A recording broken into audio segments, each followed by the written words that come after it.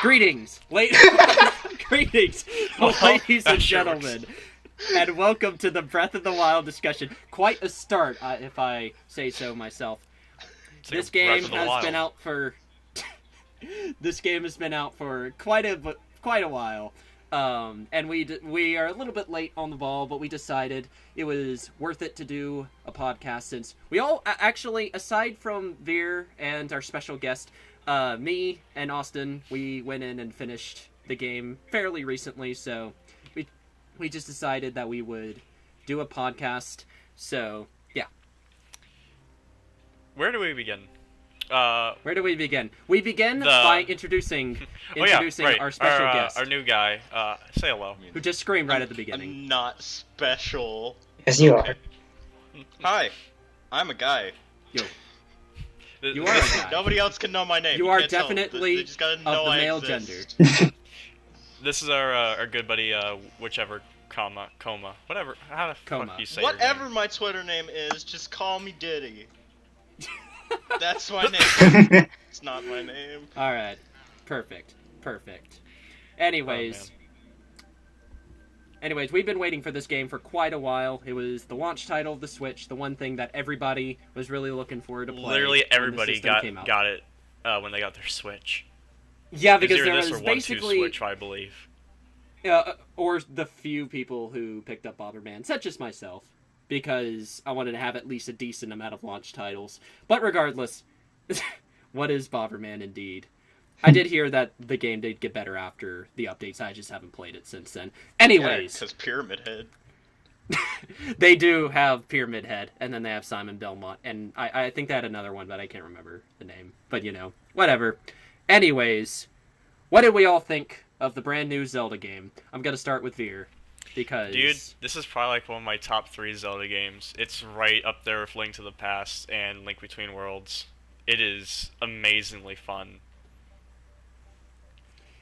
Yep, I definitely think that it is up there with one of the better Zeldas, but I'll save mine for last because we're going I'm just going by to my right of the Discord AVs, so... Nits, what is your opinion? You've literally finished this 5 minutes before the discussion. Yes, I did. I really enjoyed this game a lot, actually. Much more than Twilight Princess, which was before my favorite Zelda game, but I think now Breath of the Wild has taken that place. Ooh, nice. Perfect. Yep. Perfect. And which? No, I really liked the game. Because think Wind Waker, but not Wind Waker. Take out all the water, and kind of leave the cartoon, leave the cell shading a little bit, and just kind of make it good. Is it? It's a good. Wind Waker was my favorite Zelda game until this one came out, but then I realized that the one thing I didn't like about Wind Waker was the water. So now that the water's gone, So it's Breath fine. of the Wild. Replace all the water with ground. You're technically right.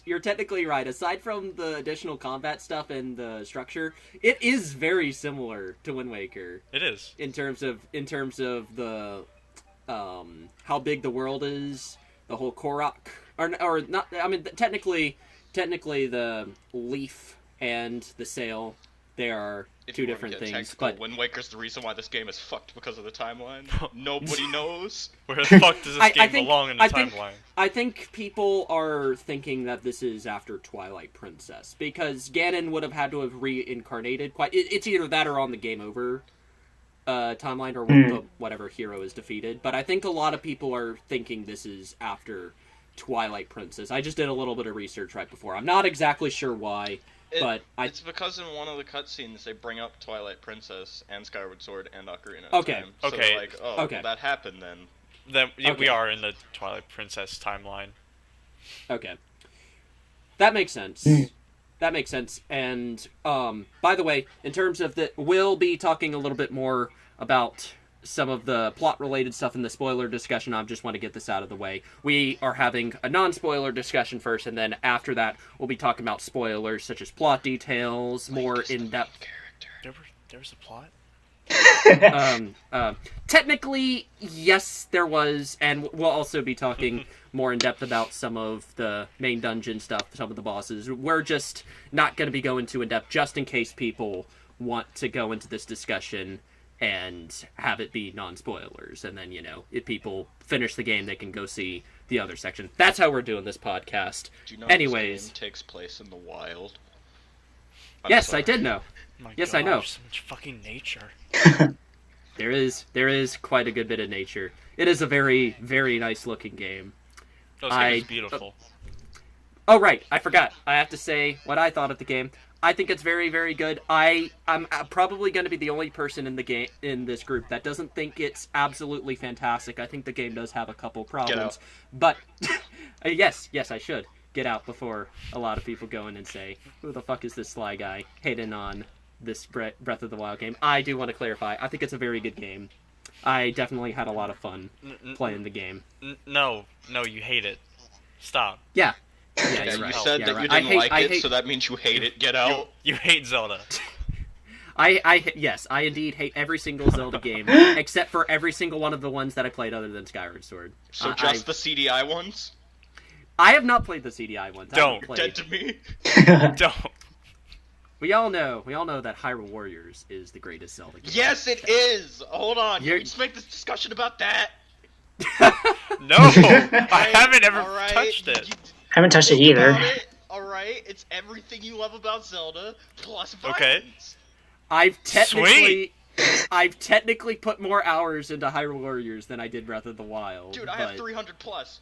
What the Oh fuck? my god. Don't judge me. Okay, I have 97, so I don't have that much. But I do think Breath of the Wild is a better game. I've just put in more time in Hyrule Warriors. But yeah. Anyways, let us actually talk about the game.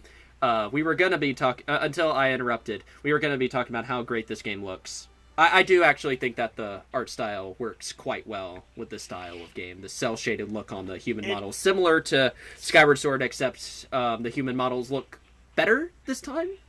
They I'd look say. more, not realistic, Natural. but just, natural, yeah. Mm-hmm.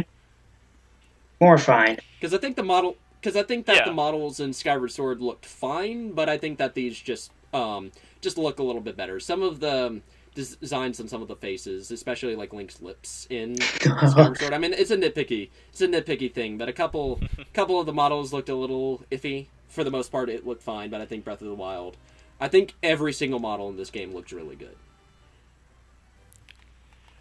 For At me, least- I do like it's like a strange mix of Wind Waker, I haven't seen much of Skyward Sword myself, but it's like a mix of Wind Waker and Twilight Princess to my eyes, and it looks just like Skyward Sword. Yeah. It seems like every Zelda game is going to be following this specific art direction, where it's not. It has the realistic model.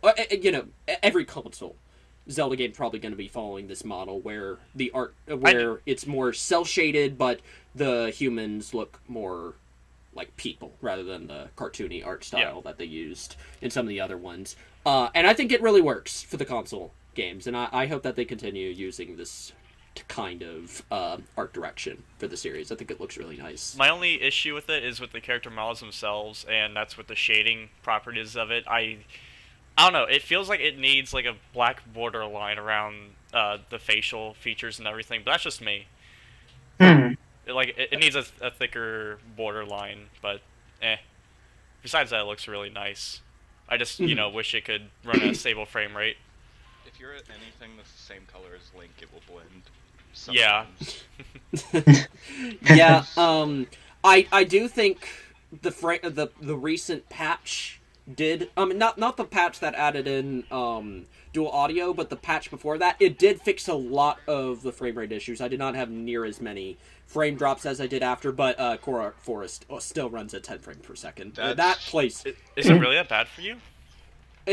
oh yeah. Whenever I'm running in, the game slows down constantly.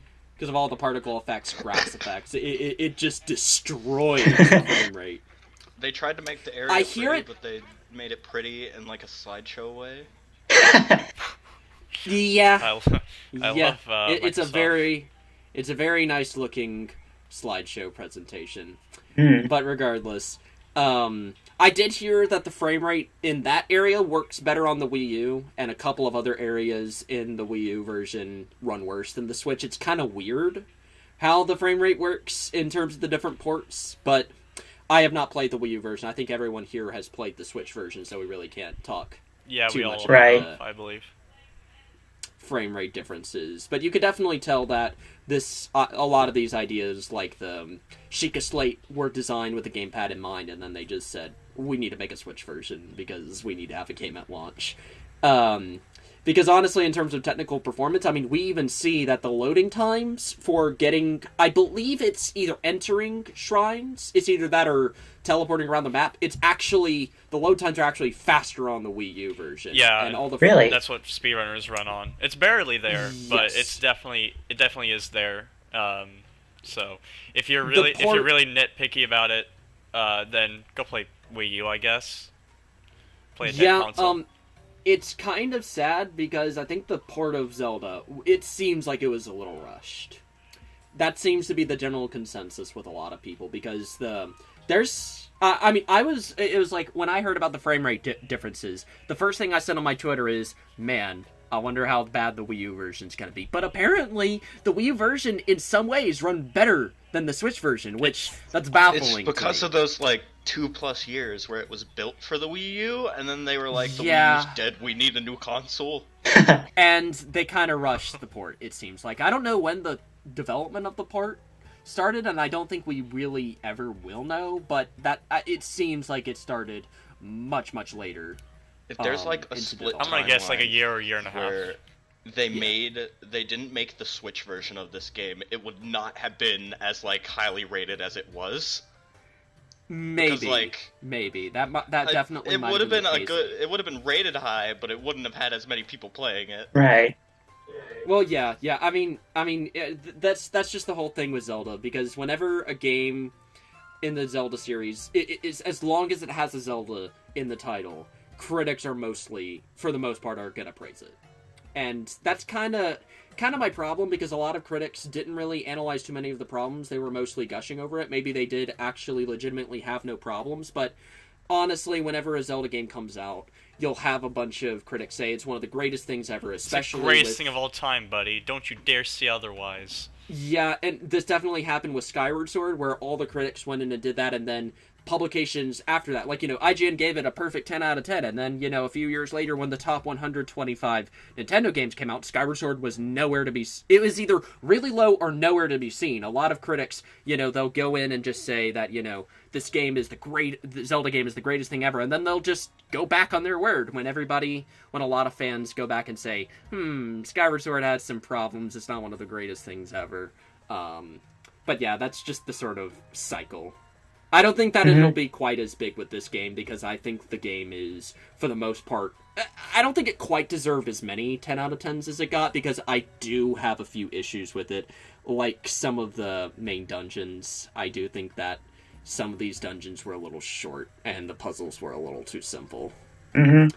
Especially in comparison to Skyward Sword and Twilight Princess. That is probably my biggest problem with the game. I don't have Twilight Princess or Skyward Sword to compare us to. I never got a chance to play those. It's on my to-do list, but not for right now. So I don't know how drastic the changes are between the two, or three for that matter. It's a lot shorter. It is. The Twilight Princess and Skyward Sword dungeons, they were a lot longer, and the puzzles were a bit more complex. It's like, I don't care for... I've said this multiple times on my Twitter. I don't think Skyward Sword's a fantastic game, but I do think the dungeons there are actually pretty good. And so far, the Breath of the Wild dungeons, it's like, they had all these 100 shrines. It's like, what we first figured out before the game launched, there were only going to be 4 dungeons. We were all like, that's bad. And then we figured out there were all these 100 mini-dungeons. So the way I figured it was these 100 mini-dungeons would be short, and the real meat would be in these huge dungeons. But these huge dungeons are just slightly bigger shrines. And the puzzles aren't really all that much complex as the ones that you would find in the shrines. That's where a lot of my disappointment lies. Because, and I think that is a pretty critical thing for Zelda, because the dungeons are almost the biggest part of the game. It's... The most thing I can compare it to is Majora's Mask, because that also only has 4 major dungeons as well as countless heart container quests to go and do. Mhm. I did hear that those dungeons. I haven't played Majora's Mask for myself. I mean, I played like 5 minutes on the Wii Virtual Console, but that was also a gift to my sister, so I just picked it up, played it for a little bit, and then said I'll get the 3DS version, and I never got the 3DS version. But I do hear that the dungeons there are slightly more interesting. They are. Or are more interesting. They're. I I'm not the biggest fan of Majora's Mask like at all, but I will say it. The dungeons do have a lot more meat to them compared to the ones in Breath of the Wild. They're like maybe twice as long, if more. I agree. I played Majora's Mask quite a few years ago, but I still remember how much fun I had playing through them and how much it got my brain to think about how to solve these things to get to chests and other things. But one thing I do give I give a bit of slack to for Breath of the Wild is because you have access to all 4 dungeons right off the bat. You can go to any one you want. I mean, they obviously have a clear order of which ones you want to go to first, but you can go to any one you want, and to compensate for that, they don't require a said item for you to use in the dungeon. Like, there's no hookshot in this game, which baffled me.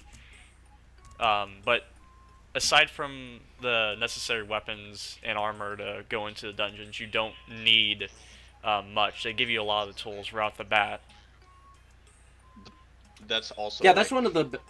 It leads to the reason why the dungeons are so easy, because they had to compensate for the fact that if You have anybody everything. does play this, if you do start off with one dungeon can't be harder than the other, depending on which, because nobody knows. So if you picked one first and it was like 10 times harder than another one, it would be like, I don't know if people would complain, because then that would be like, oh, well, I guess I shouldn't go here yet. But I don't know. Yeah. Mhm. It's just like like they the had one- to plan on people going to any of them first, so they just made them all easy. I think that's definitely the big issue here. It's like It's like if they want to continue this sort of structure, they'll have to figure out how to make the puzzles a bit more challenging, to compensate for the fact that you have all the items to begin with. Is like if they can have a bunch of hard puzzles while also giving you all the items from the start, that would be really, really cool. But it's like the way that just the way that this game is designed. It's like if you've gone through a bunch of the shrines, you pretty much know most of the puzzles that the dungeon's gonna have, other than like the Zora other than each dungeon specific gimmick, like the Zora.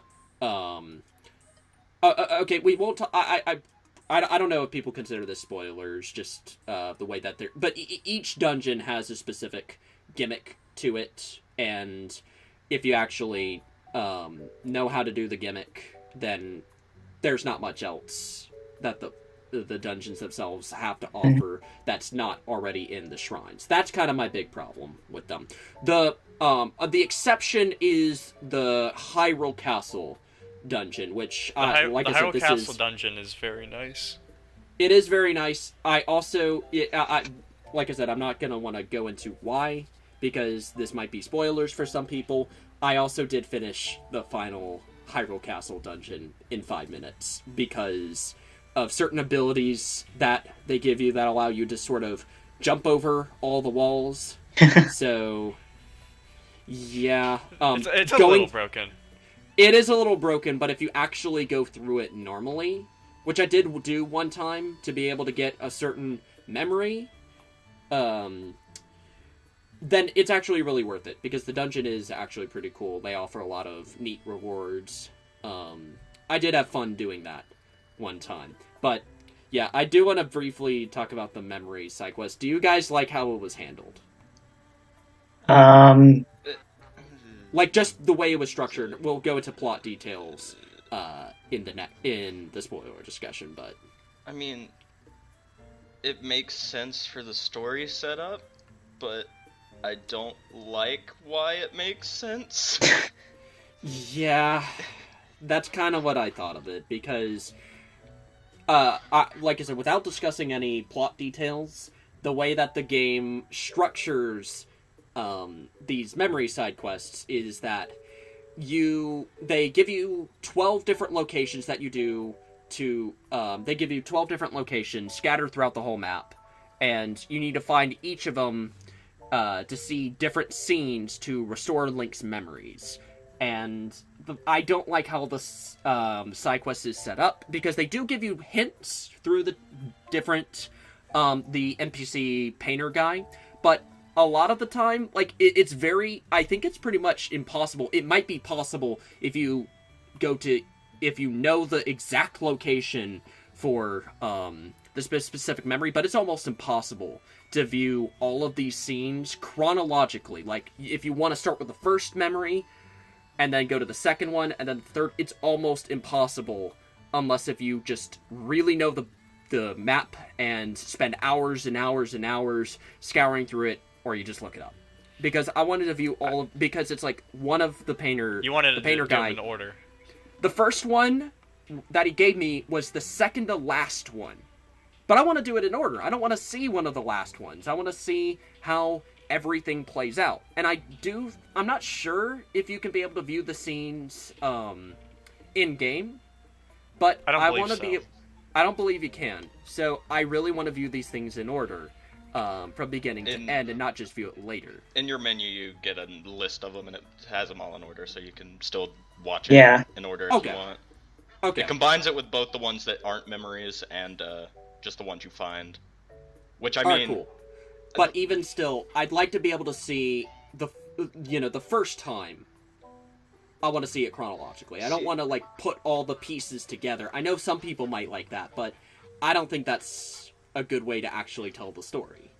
See, they set up... I don't know how to explain this without going into too much spoilers, but they, like, set up what's gonna happen as soon as you start the game, and you can know what the memory is. But the thing that would have worked better for this is, I don't know how you would do it because of how this game is structured, but if you could have made it where instead of having to go and find these things, the only ones you had to find were the ones that weren't that plot important, and then just the rest of them that were actually important would just appear. I don't know how that would work, but it could. The problem is, just with the structure of being able to go to any dungeon in any order, any location, without having to view any plot, there really is no way they could do this other than to compromise. I was really disappointed with that because I did think the game would have a lot more narrative focus because of the third, or I don't know which trailer it was, but the one that they showed in the presentation. Almost all these scenes just ended up being part of the optional side quest, and that was really a pretty big shame for me, but that's also just me, because I've wanted Zelda to have a more focused story for a while, and most Zelda players they care if the main dungeon is good, the exploration is good, and the gameplay is fun. So, I'm in a minority. But, I think overall, I kind of do have a idea of how they could have done the memory side quests with the painter guy, but it's also, like, stupid. For me, it's still bad design, but, like, he would direct you to a certain one, but it would mark it on the map for you. That's what I really would have liked. I would have liked and also... Any kind of marker would have helped, really. Because, like, they give you the ray of light, but you have to get really close for it. Yeah, you do have to get really close for it. It's like, I think he does give a general direction, and it's like, I did criticize this on Twitter, and a lot of people went in and said, no, it's perfectly fine. And no, it isn't. Off-put, because I had about 3 or 4 people go in and say, no, it's perfectly fine. They're all wrong. You hear me? You hear me, you 4 people? I mean, I kind of I might have been one of those 4. It's like, after I did try to go in and do it normally, I did see that they were pretty easy to figure out for the most part, aside from the Hyrule Castle one. Like, that one's a very hard one to find without a guide. But regardless, I think that it would have... It's like someone brought up, if they put up the marker there, then that would defeat the point of exploring. But I replied and said, there's already plenty of exploration elements in the game. You have like to begin with, 124 also, dungeons to go through and explore. Mm-hmm. This can, like, have a side off and be fine. Mm-hmm. And by that logic, why do all the other story missions have markers? Because by that argument, it's like, if you say that markers defeat the point, of exploration, then why do all the main story ones have markers? Link Like I doesn't said, have markers in his head. How does he know? but regardless, I do kind of see what people are saying. It's not that big of a deal. And I do think that there are other bigger issues with the memory side quests, such as I think the scenes are a little too short. I think that it's like if these scenes were dragged on for about 5 more minutes, I think the actual story stuff would have been a little bit more interesting, but we'll go into that in the next discussion. We're constantly cock teasing everyone. I know, but you know, like one more way they could have at least done it, where if they could have made like the most important part of the plot into like 4 things, they could just have like just this like system where it's just like, okay, you completed a dungeon and it tracks that you completed 1 dungeon, so it gives you one of those. Mm-hmm. And after that, just I think, like, yeah, that could work because they know if you complete a dungeon or not. Like, it's not like the linear thing, so it could just track if you completed 1 dungeon, it gives you cutscene 1, and if you complete a second one, you get cutscene 2.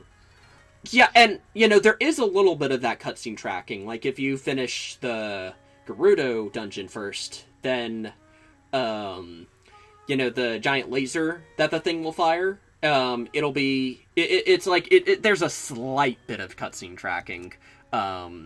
Like, you know, how you can finish the dungeons in any order, and the only difference between the cutscenes, I guess, is, like, you know, if you finish the Gerudo dungeon first, then there will only be 1 laser, but because the Divine Beasts, when you free them, then they go in and fire a giant laser at Hyrule Castle, waiting for the proper moment to attack Ganon, but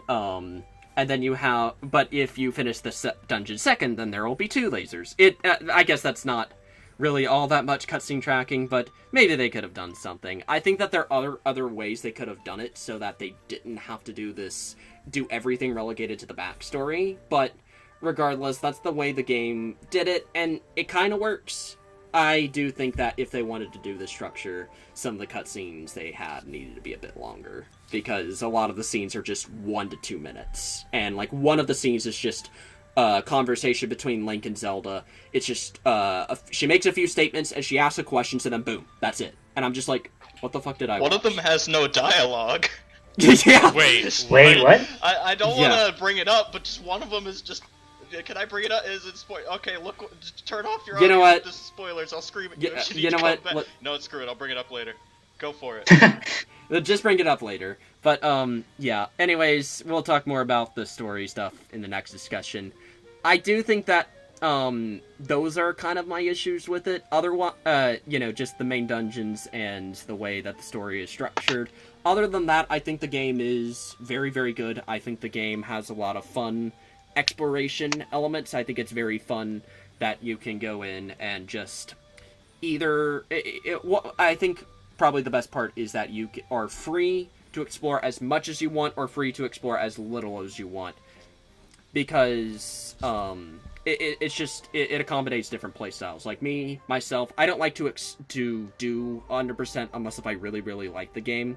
So, you know, it's like I can go in and explore just the right amount of shrines that I can to be able to get the most amount of heart containers that I would need to beat the game, and then, you know, as soon as I feel comfortable, I can just stop doing the shrines and then just progress through the main story. Or if you're someone who just likes to be able to do every single possible shrine, the game actually rewards you for that with its specific reward. That's the Korok seed. We'll talk about rewards later. Oh, I forgot about that. The actual reward for the shrines is actually like really nice. It is really nice, but it's like they reward you for being, you know, going in and just doing and exploring every little thing aside from Korok. They don't give you a good reward for that. But if you don't really want to do that, then you'll be perfectly fine.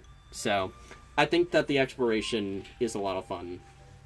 The exploration in Breath of the Wild, it's not the best open world game I've played. I put Fallout New Vegas and 4 above it just because I think it has better world building than Breath of the Wild, but Breath of the Wild's world design is really nice. It looks pretty, it's very explorative. There's like chock full of secrets everywhere for you to discover. Yep.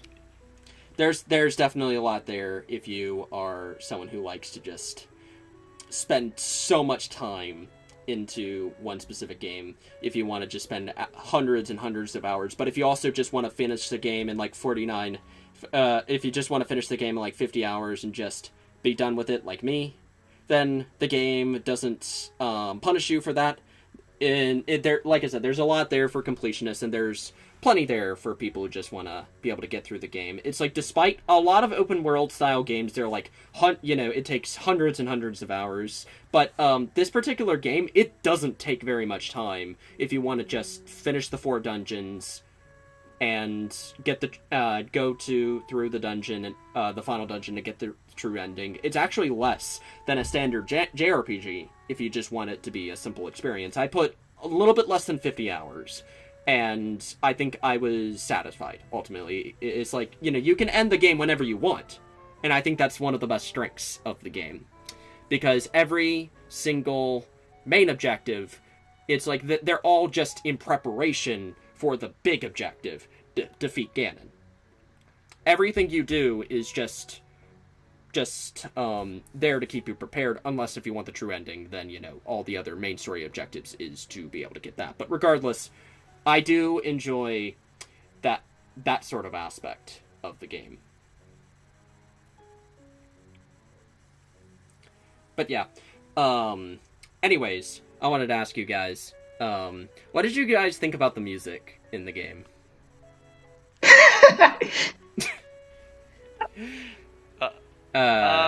For the few tracks there were, yeah, it was alright. Yeah, I kind of didn't remember. The only thing I remember was the new rendition of the Hyrule field theme in the castle. Yeah, I did like that one. I didn't notice that. I kind of blazed through it, so I didn't have time to pay attention. Yeah, you did cram a lot of it in just so you could make it to this discussion. Yeah.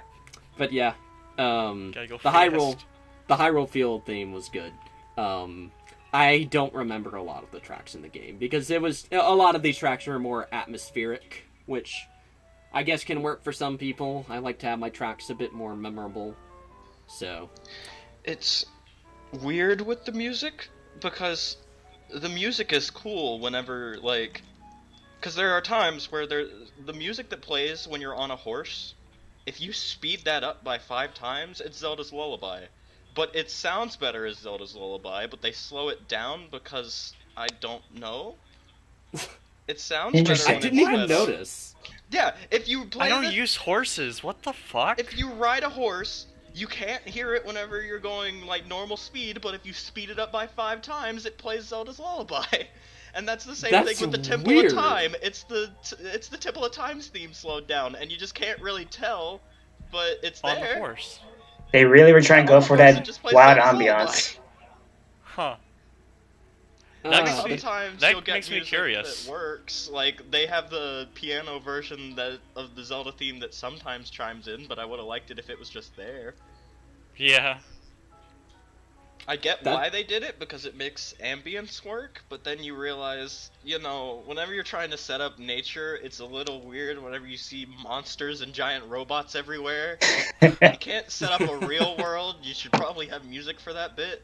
And they do have music for when a Guardian attacks, and it's the most horrifying thing in the world, but... Oh yeah, you're in for some deep shit whenever that pops up. Yeah. That is, unless you're a parry god, and just, like, shoot that beam back. Or you find another boss, make them fight to the death. Oh, I've never actually fought... I've never fought a moving Guardian in the whole game. I did. It's an experience. Yeah, it's definitely an experience. I only fought It the really is. stationary ones. It makes It you is feel terrifying. empowered the first time you do it. Yeah. Like, just imagine using the pot lid shield and bouncing back a laser beam with that shit.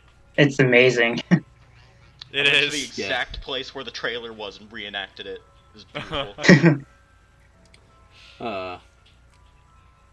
But yeah,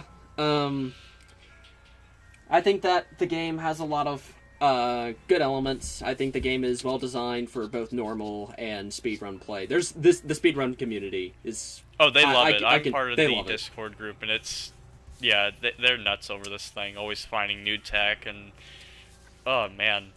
I'm looking forward to the SGDQ and HDQ run of the game, because there are so many different types of runs that you can be able to do with this type of game. There are, minimalist runs...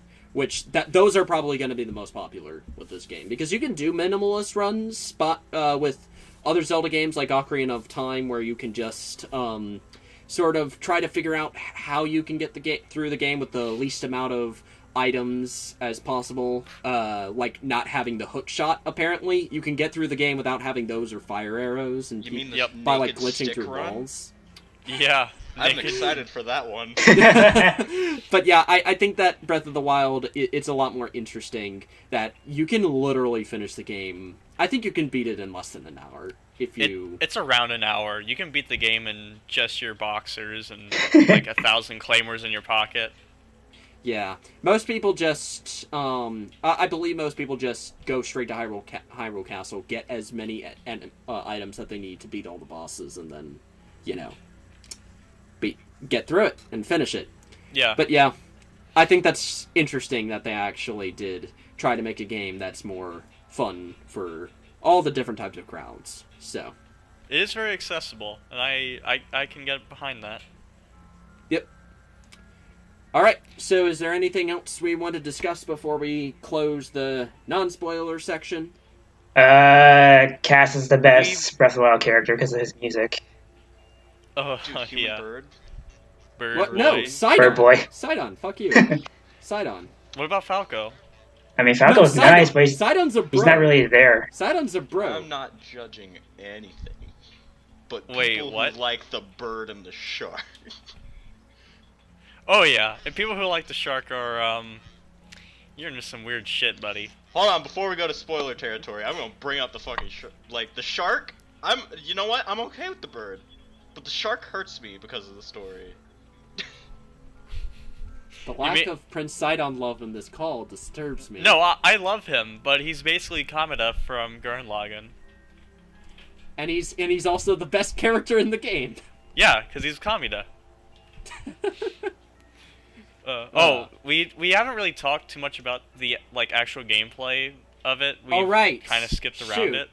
Shoot, yeah. What do you guys think of the weapon breaking mechanic? Do you not like it like I do? I can appreciate it. I don't mind it, but I feel like, I don't know, I would just wish the weapons had a little bit more Weapons are durability. made out of tinfoil. Okay, I guess I'm gonna be the one person who says that the weapon durability is one of the best parts of the combat, or just one of the best positives of the game.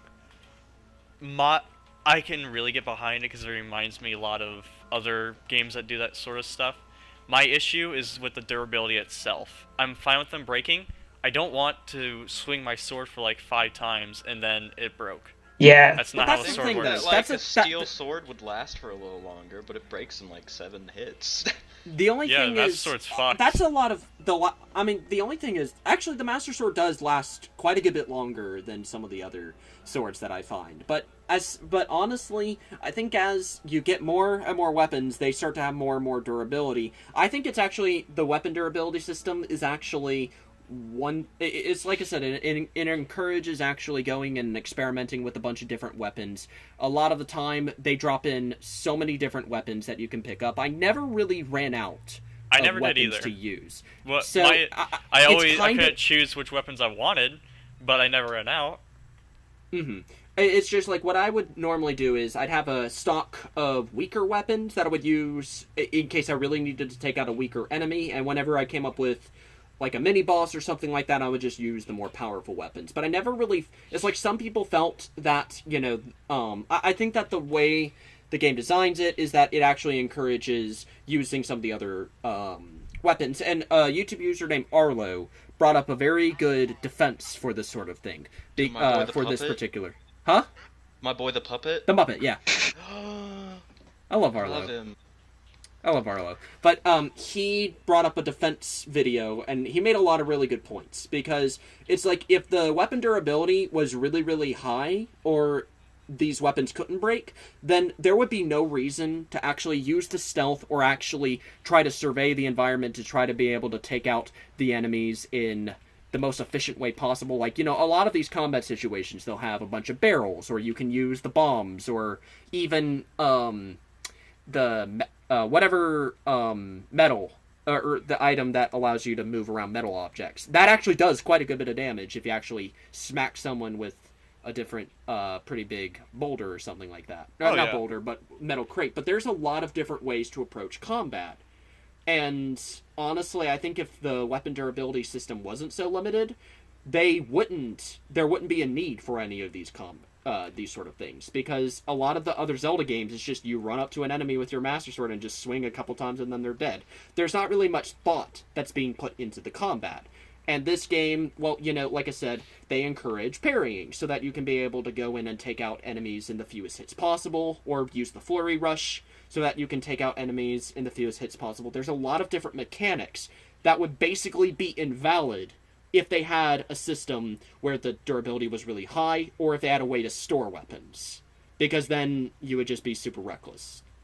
And you could just waste all your weapons. It's like you could get all the best weapons, put it in a storage unit, and then, get a bunch of weapons and just literally have so many weapons in your inventory you don't have to worry about the mechanics. It's like they do all of this because they want you to be approaching combat more strategically and try to take out as many enemies as you can in fewer hits. I never thought of it that way, but yeah. And that's why I think the combat is in the weapon durability system is actually really brilliant. Not to mention, they also encourage trying to fight bigger enemies so that you can be able to get bigger weapons and that last a bit longer. So it's actually encouraging people to try to take risks by trying to go in and take out higher tiered enemies so you can get better weapons that break less easily. And when you get to the Master Sword, a lot of the time what I would use is I would use the Master Sword until it broke, and then I would use my other weapons to be able to fill in the Master Sword's place until the 10 minutes left. So at that point it basically just became back and forth between using my powerful weapons and using the Master Sword when I wanted to just try to take out enemies. And it was like that. I actually didn't mind, after I got the Master Sword, I actually didn't mind the major tests of strength, because what I would do is I would just do as much damage as I could with the Master Sword as possible, have a power buff that I got from food, which I do like the cooking food and potion system. I think that adds a whole lot to the game, like defense boosts, status element stuff. It's actually really fun to go in and use all that stuff. But I had a lot of fun just going in and figuring out how to use the mechanics to approach combat in the most strategic way possible. So I actually think the combat is the best part of the Zelda game. There's one aspect of the combat I don't like. What? And it's the one thing about the combat I don't like is I don't know how you did it, but you simplified Zelda's combat. Like, with this, whenever you attack just as Link, it's just, you hit the button or you hold the button and he does stuff. Instead of being like the Zelda system, where you target something and you do different swings, and you can do the parries are there, but like, I don't know, just like the core Link combat is just boring to me, because you just hit the button a few times and you swing, or you hold it and you do a special attack, or you parry. And instead of being like, oh, you target and you do different moves, or you could jump or all the other stuff, it's just, I don't know. They did reduce the amount. They did reduce the amount of... It's nothing like Twilight Princess where you had a bunch of combos, right? Had different skills. Twilight Princess had a bunch of different abilities, but combat was so simple that you only really needed to use a lot of them for like one or two enemies. Like I the believe ability Wind to go Waker in. is the same way. Yeah, I honestly think, like I said, I kind of understand where you're coming from, because I think a lot of these abilities from Twilight Princess might have actually been better implemented since the combat was had a lot more attention and had a lot more focus this time. So I can kind of understand that. At the same time, I do think I just want to see Link pull some fucking Street Fighter moves here. Maybe they'll do that in the next one, because they said the next one will be another open world style game. Oh boy. And I'll be down with this kind of style again. I would be fine with something in the vein of Majora's Mask, where it's the same like engine, just new. Yeah, oh, yeah. I wouldn't mind, but I do like this open world structure, and I think that they can try to be able to make the main dungeons a bit more interesting, maybe perhaps like you said, maybe add a few more moves to the combat to make sword play a bit more dynamic. Give me a fucking hook shot. At the same time, I do think that it is a little bit of an advance from Twilight Princess, the last Zelda game that didn't require motion control combat, because I still think that it's like they took out a lot of the moves, but they made enemies quite a good bit harder, so that you actually do need to master the few mechanics that are there, and there's actually a need to do that, because a lot of enemies in Twilight Princess, they just do like half a heart, or just one heart. One of the things that the does enemies make up also for, like, had the same gear you'll have, most likely. yeah. Mhm. I think my issue with enemies as well is that there's not a big variety of threatening ones. Like there's the moblins, there's the ninjas, what's the big ones? Monokins or something. Then there's the centaurs and everything, and it's all stuff you've seen before for the most part. Yeah. But it's not as varied as, say, a JRPG or really any kind of RPG. Thinking about it. Yeah, and I do think that a lot of people at the start, they said, "Oh man, this is one of the hardest Zelda games ever made, as hard as Zelda 1 or 2." And then a lot of people figured out that as soon as you get armor, the game's just way easier. Like after I got a decent set of gear, got a few revival items like fairies, because you can actually hold a lot more because they dropped the empty bottle thing. So I had like 4 by the end of the game, and I never used any of them, because as soon as you get like good food items to increase your defense, you're not going to be dying near as much, I find. The only thing I ever died from was the what's the Yiga clan or something? The Yiga. The Yiga. The Yiga clan. They're the ones who killed me. The ones with the giant katanas. Yeah, fuck those guys. They can one shot you. I never. Also, shout out to the Yiga clan, one of the bosses from there. That's actually easier than any of the individual enemies. Yeah. He's such an idiot, but I love him. Yeah, but yeah. I think it's like I did hear some people go in and say that the beginning of the game, that the difficulty curve of this game is weird, because it's really hard at the start if you want to go and explore everywhere because you don't have any decent gear. But as soon as you get decent gear, the game's like way easier. Really easy, and then if you do like the major test of strength or have to take on the Yiga clan members, like the bigger ones, or really any huge enemy, it definitely goes back to being difficult. Mm-hmm. But it's like, I imagine if you do a challenge run where you don't eat any food, the game's gonna be hard. Because the only reason why I didn't really die all that much is because they gave me so much food for me to use. I know players that like hold up to hundreds of apples. Holy crap! I also amiibo scummed, so I had a lot of raw meat. Raw meat. Because I have like 50 amiibo. I have like 50 amiibo, so I just got a bunch of raw meat. That raw meat fell on the ground though. Apple.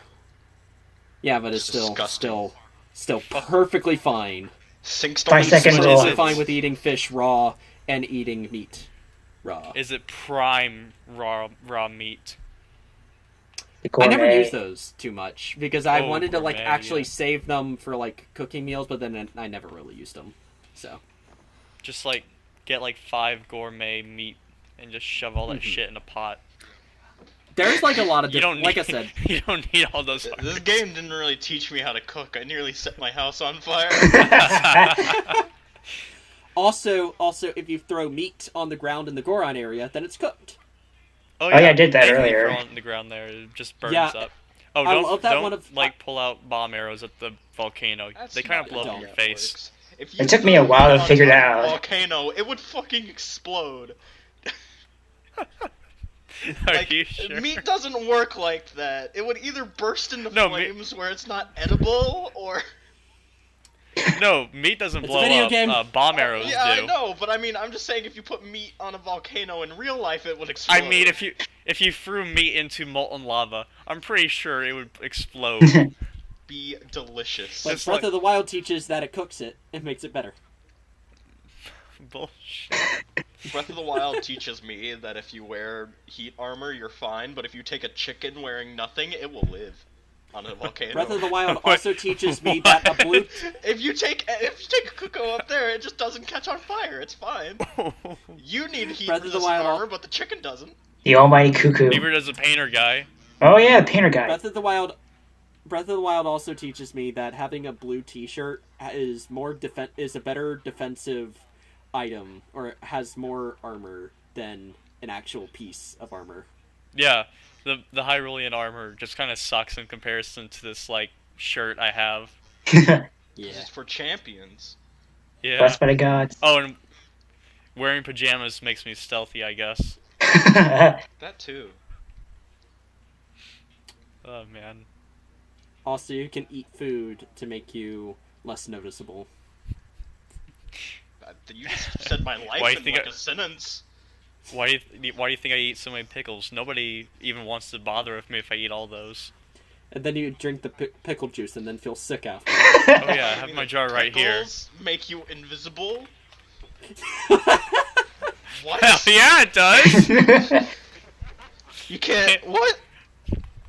I'm gonna have pickle juice every single day of my life now. Actually, no, that's probably not good. That would kill you. You're probably going to die. Your kidneys are going to It's gonna implode. turn green. Fear, you Your should kidneys stop are gonna drinking turn pickle invisible. juice. Alright, is there anything else we need to wrap up in the non-spoiler discussion? No, I think we're good. Yeah. Yeah. Okay, so, perfect. So now, we will be transferring to the spoiler discussion. So, now, so let me ask you guys, what did you guys think of the plot that is there? It's a plot. It's a very minimal It is plot. definitely a plot. It is definitely a plot. Surprisingly sad, but it's barely any of it. I do Yeah. think that it had a lot of. I think it had a lot of potential. I think the idea of Link failing 100 years before and him waking up way later—that's an interesting idea. I don't think a Zelda game has really tried that sort of angle before, and a lot of these scenes really develop the Link and Zelda's relationship, but these scenes are so short. So by the time we get to the end, it's like I really wanted to like this, like the Zelda. You and, still don't care about Zelda. Yeah. Okay, I do think she has a lot of personality, and she could have been interesting. Like, I think the idea that she doesn't like Link at the start because it, forgot the reason why, but it was like she felt that She was envious of him, I believe. Invisibility. yes, because He had power and she doesn't. Yeah, She's kind of a fucking weakling. yeah, and so she decided She to tries. spend her time being a scholar instead to try to advance everything just from her studies and all that stuff. And Instead of reading Harry Potter, she read actual fucking, dictionaries. No, Link just doesn't know how to read. Link doesn't know how to read or even anything. Doesn't know how to speak. Oh wait, yeah, he does. He can actually speak in this one. it's He just just we never chooses see it. not to. Yeah. Mhm. But yeah, I think it was kind of sad that, we have this. It looks like it's a really interesting dynamic, but a lot of these scenes end way too quickly. Like, I remember one scene where Link is saving Zelda from the Yiga clan, and then That's she just the one looks. with no dialogue, isn't it? Yeah, Yeah, that That's what one. I brought up. And then he just saves her, and then she just looks at him, and then it ends. It's over. Mhm. But, They could've but had it a shows how moment much trust afterward. that they have. Like a lot of it's like you could have had a little sweet moment where she actually where she actually talks to Link and actually hesitates to say "Thank you for saving me" or something along those lines, and he smiles or something like that. Something so that we could see the bond, so that we could physically see that the bond is growing rather than sort of just implying, or it left an implication where we can. I think that you really need to be able to see the connection, but a lot of it's just left up into interpretation. I'm not left up into interpretation, it's just sort of implied. I think that a lot of these scenes, they could have been really interesting. And a lot of these, it's like if they were extended by about 5 minutes. By about But then 3 we more have minutes Metal Gear each. Solid syndrome where you have like 10, 15-minute cutscenes. Or codec no, calls. just 5-minute cutscenes. Just 5-minute cutscenes, because almost all of these, except for the last couple ones, are about 1 to 2 minutes. And I think they're just too short. It's just, they could have really developed something really interesting. There could have been a lot of a really cool connection between the two, because I think they're trying to keep it vague, but it's too vague. I think it's just a little bit too vague. They don't want to say the whole thing, because they want players to kind of interpret it their way. I know, and I get that that's the intent, but it's just, when you have to do that, it's not quite as, I don't think it's quite as effective. Because when you're just skipping around so much, and you're leaving too much to interpretation, then it just comes across as, they didn't want to actually write a lot of these scenes. They didn't want to actually show the two develop. You just they sort of tell you that the two developed, or just, they didn't necessarily tell you, they just left it up to interpretation, or just left it up to... The only way you can know that they've actually grown a bond between each other is if you read Zelda's diary in the castle. Yeah, and that thing I is honestly, kind of a pain to find anyway. It's like, I would have liked to have seen more dialogue scenes with these people. I think it's almost there. It just didn't quite reach it. They just needed to have these scenes just to be a little bit longer. I don't know if this would have been a big problem for them because of how they set up Link, but do you think that maybe they just didn't do it because they didn't know how to write scenes where Zelda talks and Link doesn't? Or maybe just have Link actually really talk. Make them be friends? Even though he can't actually talk, I'm pretty sure they just didn't want to give him a voice actor, because that would be bad. Honestly, I think they needed to at least just have him say a few lines. Like I said, it's like Persona 5. I know we're not gonna, we'll have a Persona 5 discussion later, but that game did a silent protagonist almost perfectly. He has plenty of lines. Huh? Or you choose voices. Yeah. No, it means that he actually has a lot of voiced lines besides, saying Persona names. He has lines for, whenever he levels up, or, whenever he's getting Persona, he'll say, different lines like, now this is power, or something like that. Yeah, and, like I said, Link could have used that. Link could have used at least a few of those types of lines, because Link is no longer an avatar for the player. It's like, he was originally supposed to be the link between the character and the player. Link is fully expressive. He has a lot of line dialogue. He has a personality. Yeah. But in this game, because of the cutscenes, they call him Link, so you can't name him Link.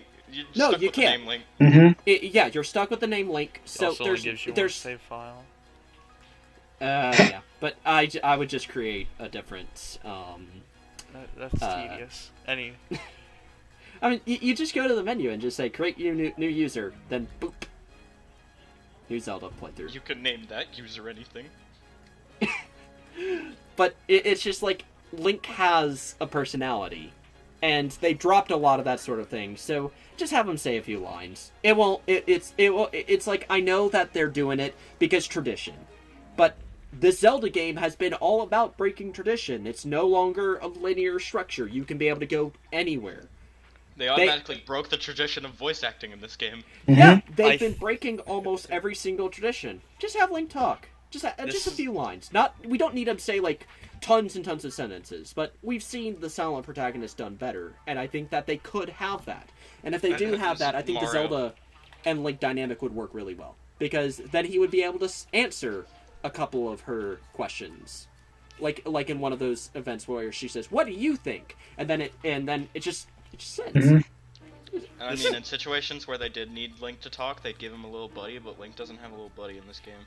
It upsets me. You know what? It's gonna sound really bad, but I think Link from Ocarina of Time and Majora's Mask has way more emotion than this. It does. Yeah, you're right, actually. Because, I mean... Link is probably, the weakest Link in the story! Oh! Never coming back to another one of these. It's not worth it. Sorry. Rest in peace. Oh, Anyways. What, is there anything else we need to talk... Oh, right. We need to talk about how, Daruk is cool, Mifa's boring, and Falco guy, he's... Sidon. but he's a level. I do like those kind of dicks that I like not Falco. eventually get You eventually like get dicks? a little bit of character development. Yes, I like Mara. Mara is the greatest character in all of existence. But Thanks for making that. Now I can actually cut it out. Hold on, wait. Can I bring up why I hate the Sidon thing in general right now? Is Or it at least is the it what I thing with the think it internet. is? Okay, hold on. We're gonna dive into Mipha's story real quick. I want you to stop and think about this. Mipha, the sister of Sidon, was in love with Link. So, you know, that's a little awkward because now she's dead because of Link. Now imagine all these people on the internet being like, well, you know what? Link's gonna move on from that sister and fuck the shark man. That's weird. I don't care. I don't care if you like shark people. I don't care if that's your thing. But forcing Link to have to go with that is weird because imagine if you had a sister and she died and her boyfriend was like, I like you now. You're right though. It's like, sure, like whatever you want, but it's a little weird. A little weird emotionally. I'm fine with Birdman because Birdman doesn't care. Birdman just kind of exists. probably it's like I think if the Gerudo woman had a couple more scenes, she would have probably been one of the most interesting ones because she's the one girl in this game that doesn't care about having a romantic interest in Link. Urbosa? Yeah. Because like What about almost Flower Girl? Flower Girl doesn't like Link. What's her Do you name? not know about Flower Girl? major characters, like almost Oh. every female character who's major has some sort of crush on Link. Oh, well, What's Impa Impa's doesn't. what's Impa's granddaughter's name? I forget. Paya? Pio? Because Yeah. of her paraseed she ass. Don't you know? she totally has a thing for Link. Mm-hmm. Yep, she does. Read She the does. diary. Oh, does she How have could a... you Oh. I did not know that she had a diary. I wanna Yeah, read she that does. now. We're just reading girls' diary in this Complete all game. after you complete all the side quests in Kakariko Village, you get to read her diary. Oh. Oh, okay. Oh my. Yeah. How scandalous. Oh my. Link is a dick. And everyone wants to suck it. Oh, okay. Oh my. This discussion got really heated. How do we even know It the did. Hylians have genitalia? Sure. Okay. This is taking a very They're weird different turn. Species. But yeah. I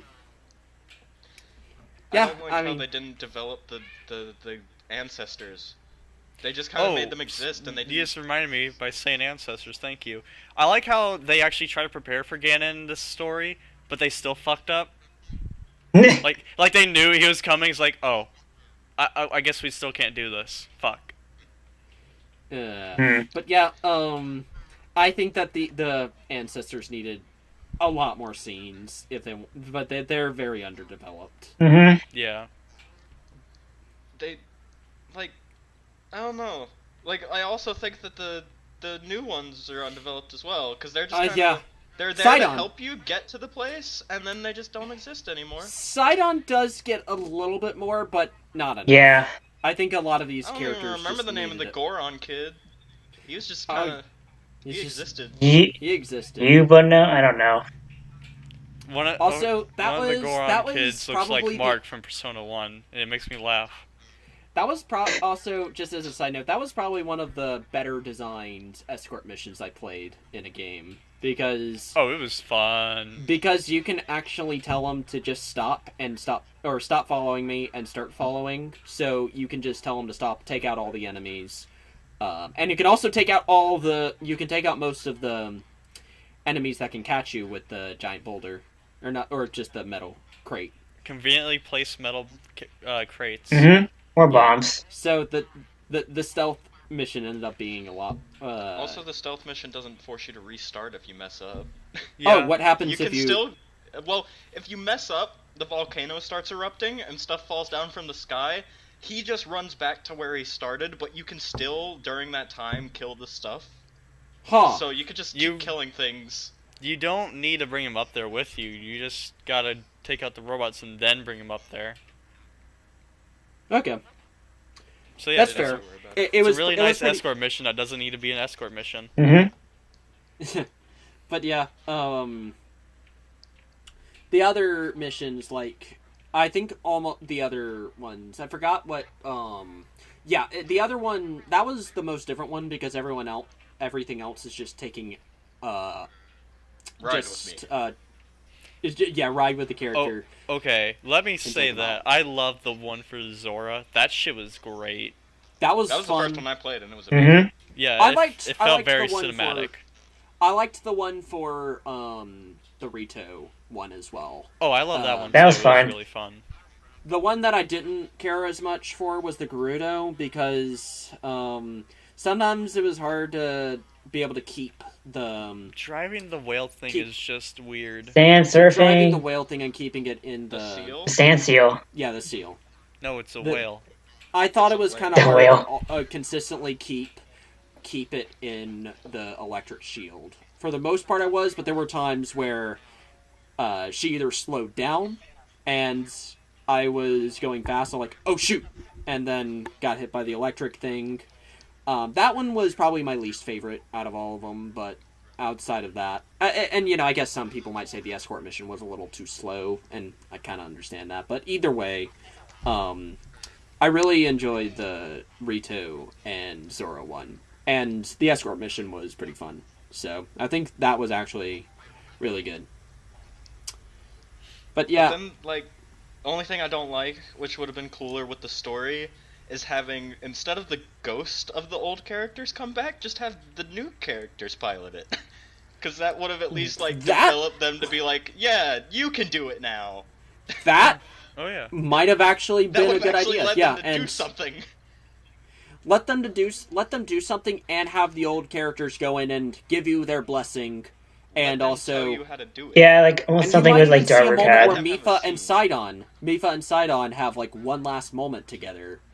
The Goron was the And only the other one who one. got to see his dad. Yeah. Yeah, the other. I think that would have actually been The other pretty ones were just interesting. like, oh, well, they exist. I guess my Especially the sister's bird dead. one. Especially the bird one. I don't Sidon think he had. just kind of has a line where he's just like, I think I saw Mifa up there. Oh, well. Yeah, I Whatever. think that would have been. Link's mine now. Oh, I think that would have been an interesting way to develop the two different types of characters, but they didn't do it. So, Mm. I'm hoping for whatever they come up with next will be a much stronger story. yeah, because I think that this one had a lot of potential. I did like what I saw of Zelda. And the relationship with Link. I just think it needed to be a little bit more developed. there's Yeah. only, Yeah. there's only one thing that's giving me hope for this story, and it's that the fact that they brought up how they're making the DLC that's gonna have the other story. They could either further it, or it's just gonna be something random. It's either furthering it or probably doing something with a backstory. Like maybe it would be cool Link if it tries. was Zelda related, but Yeah, maybe if it's like if they wanted to do another thing in the backstory, maybe Link tries to go in and storm. I don't think that ended up happening in the story. So, but it's like maybe I don't know what just exactly have happened. the Maybe scene that you play where Link loses. or yeah, like you go through. Maybe it's I mean, You I take don't- part they in a said it's huge a battle. new dungeon. They And said it was a new dungeon, so I doubt they let me would think. go. They just have it like a huge battle at Hyrule Castle against Ganon and his forces, and you take part in a huge war with fellow Hyrulean soldiers. And you ultimately go through the dungeon, fight Ganon, and then you lose, and you have to retreat. Now I'm stopping Yeah. and thinking about this, and that would be really cool because then you could walk around Hyrule when it wasn't destroyed. Yeah. Yeah. Oh my But god. they also said a new dungeon, not Fuck Hyrule that. Castle Give me Hyrule Old Hyrule Castle, Castle. but like Have it actual different. people. I know. I would like that, but I'm also not sure because they did say entirely new. Nintendo's So- stupid. Yeah. I think that would have been interesting, though. I think that I don't see the point in furthering the story because I think it's mostly concluded. I think actually going back and developing the backstory part, that would be cool. Oh yeah, Mhm. definitely. But, you know, we'll see about that. You know, maybe like in the next 3 months, you know, we'll probably Right now, all we have is figure out Tingle about it. And Tights. if people come back and see this, then they're just like, wow, People this come dated. back. these guys were You can fucking blame it wrong. on Or me. these guys called it. But you know. We predicted Anyways. Breath of the Wild's future. I work at Nintendo. My dad's father's real? uncle's brother's cousin's cousin works at Nintendo, and I have all the juicy secrets. You can tell all your friends I work at Nintendo. Real Yeah. shit. I'm making Yeah. a Pikmin. Die. Don't. Leave. Okay. No, I'm please. making the best game. We gotta pay you for this. We're Oh, you're paying me? I didn't even realize. Are we? I thought I was being held No, captive. we don't. Then We why don't does he have. have a We gun? don't have monetize. We don't monetize our videos. We're poor. Then why am I tied to this chair? I thought you were into that. Yeah. Oh. Caught me red-handed. Stay, my man. I think it's time we end this. No. We still have to discuss about the Ganon fight, right? Oh yeah, Oh, yeah. We forgot all about the main big daddy. Who cares? He's just there. He's just Ganon. Yeah. He's. It's Ganon. Definitely Ganon. Yeah. All right. I mean, wait, never mind. Wait, I know one more thing to bring up about the plot that bothered me so much. And, like, I think it was the point, but still, if you go through this entire game, you talk to everybody, not one person ever says the word Triforce, and that's weird. Oh my fucking god, you're You're right. Nobody technically ever right. brings up the Triforce. Holy Triforce shit. is just There, you see Zelda use it, but nobody cares. what the Uh, fuck? You're right. Oh my god, Like, You're technically right. Yeah. Triforce exists. it's not Who important. cares? It's just there, yeah. Holy crap. Does Ganon have the power piece? Uh, Yeah. Well, I think so. Maybe? I think you see it on him whenever you fight the big one. Huh. Anyway, does anybody like first form Ganon? Because I don't. I uh, don't either. I like its design. I think that it was a good fight up until he turned on the invincibility. Yeah, I still don't know the correct way to do that. I just used the shockwave. I kind of didn't have any problems with that, actually. Well, I just kind of waited until he, like, dropped it after he attacks or something, or just he just hangs around a wall and he used, like, one of those, ancient arrows to just snipe him off. Well, yeah, I figured that was the way that you were supposed to do it. I just only had one, so I just used the electric ability. I just used all 7 that I had. Yeah. Other than that, The pig form was... Shadow of the Colossus. Pigs? Yeah, Pig Yeah. from Shadow of Colossus, but I enjoyed that fight. It was really climactic. Mhm. It was. I just where the but- hell did that horse come from? Yeah, I didn't take any damage, though. I thought, aside from, I think I ran into his foot by accident. Aside from that, not too hard. Pretty, I mean, he's a giant pig, and, I made him into pork chop. It was nice. It Yeah, was fun. Got a lot of gourmet meat. it's weird how there's no Ganondorf, but This is I just don't the know why beast that happened incarnation. They didn't Yeah. want to do Ganondorf this one time. Also, they also made a dialogue that he gave up all... I think that he said he gave up his reincarnation cycle so that he could power up for this form. So technically, if they make a game after Breath of the Wild, he can't be part of it, because he can't reincarnate.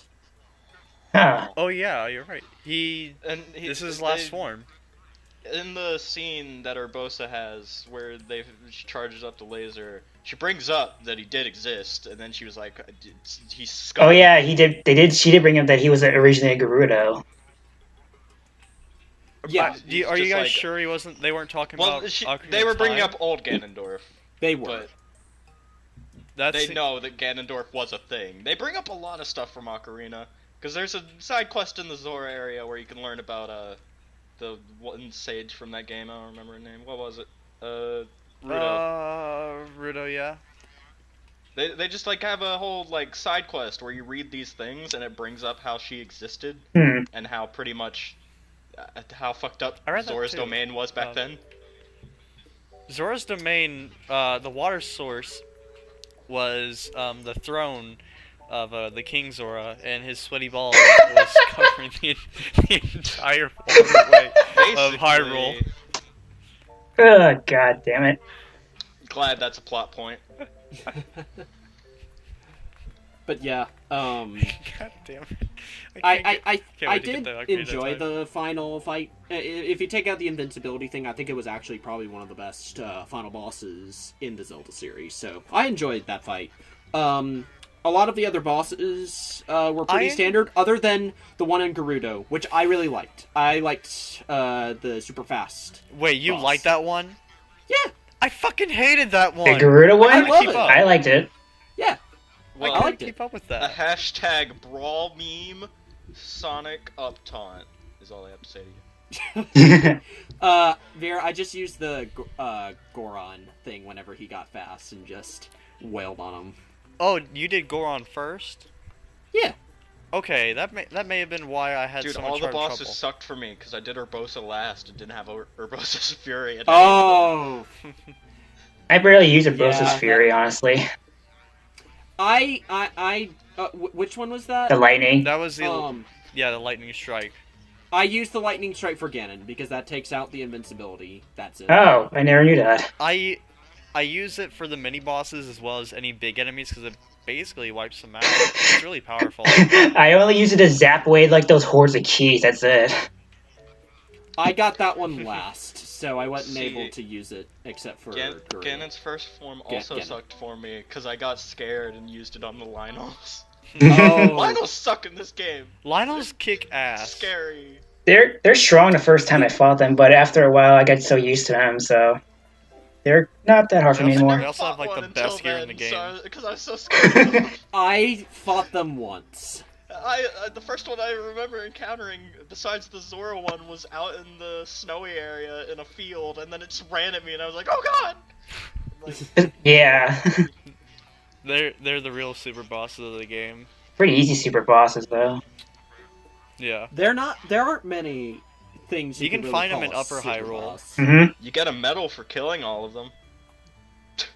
You That's get a about medal? it. What? Like, Is it medal? Yeah, 3 of the collectibles that count for 100% are that for what's his face, what's the monster dude, Kilton, that guy. Oh yeah. Anyway, if you kill all the mini bosses and you kill all the Lynels, he gives you medals. Mm. He only tells you that post game though. I don't know why you would go to him post game. Oh. But yeah, I didn't do too. It's like I did enjoy exploring the shrines, but for the most part through this game, I just mostly just blazed through it. Just got all the towers, did enough shrines so that I could get to stamina bars, get all the heart pieces so I can get the Master Sword. Also, did you guys like Lost Woods in this game? Because I did. I did. I like the concept, but never mind. I was about to say it didn't have color, but then whenever you get into the one area, it drops to a slideshow and then it has color. I think it's supposed to be. I think the whole point of it not having color is so that it's a little bit more freaky because it's unnatural. Because Yeah. it's completely different from the rest of the game. It's like the music that plays, the fog surrounding you. It's just it's kind of a freaky I don't know place. why, but the trials in that area gave me trouble. Like one or two of them. I didn't do remember. any of the It was trials. I did them because I did all the 120 shrine. I did everything in this game except for the Korok seeds and then beat Ganon. Oh damn. And basically, it's like, okay, there's these, you follow the metal, and then there's some trees that have like metal stuff inside of them, and you use magnesis to follow Mhm. it. But I didn't know that, so I just What? followed everything that looked like metal. You Huh. I didn't know you could do that. I just used the torch and like Yeah, looked where it halfway blew. Yeah, I through used the realized, magnesis. Oh, I magnesis, didn't and you use can see any of metal that. in the trees. I didn't No, use it's it. in a different area. You use the torch just to get to the Deku tree, but past that is where the quest is. Isn't there like a lake for one of the characters from Ocarina of Time there? Yeah, sorry. It's Oh like, yeah. There's a lot of references in this game to past things. And my favorite is Eventide. Yeah, for Lost Woods, I didn't use a torch or use magnesis or use stasis. I literally went there and just figured out which way I could go. I think for one, I followed the fox, and he got me to a lot of the right places. Then I lost him, and there weren't any more torches, so I just basically Winged it. Poor soul. yeah, I did until it's like at the fog came, I just ran the other direction. I just sort of stumbled onto the Korok Forest because I just happened to go in the perfect direction. You got lucky.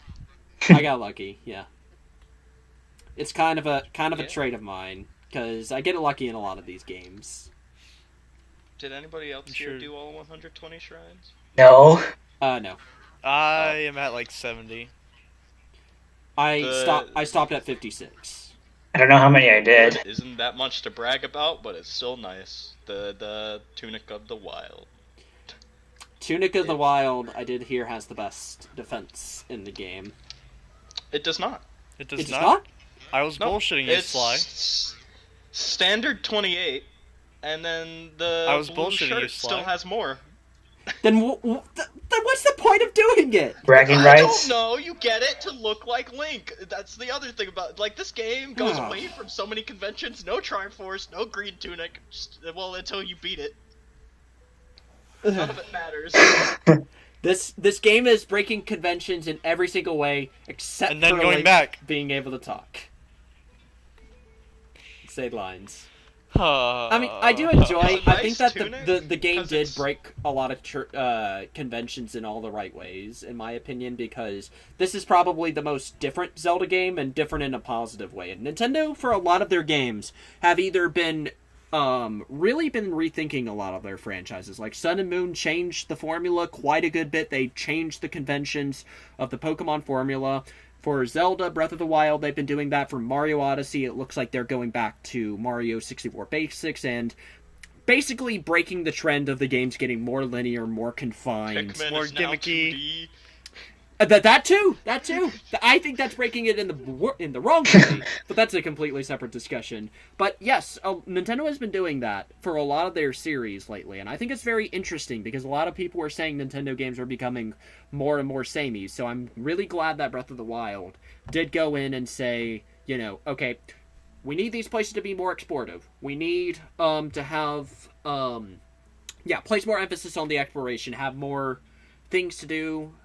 Things to explore, things to find, lots of hidden villages, lots of different stuff that you can find, explore, more, and just having a completely free roaming Zelda. I think that was a really good idea. And I really hope that the next Zelda game keeps this sort of structure, tries to have a bit more emphasis on the story, try to make it a bit more interesting, make these main dungeons a little bit better, and I think it'll be perfect. I think that this game has set all the correct building blocks, or just set the perfect what's the word? I'm just going to say perfect, base. Precedent?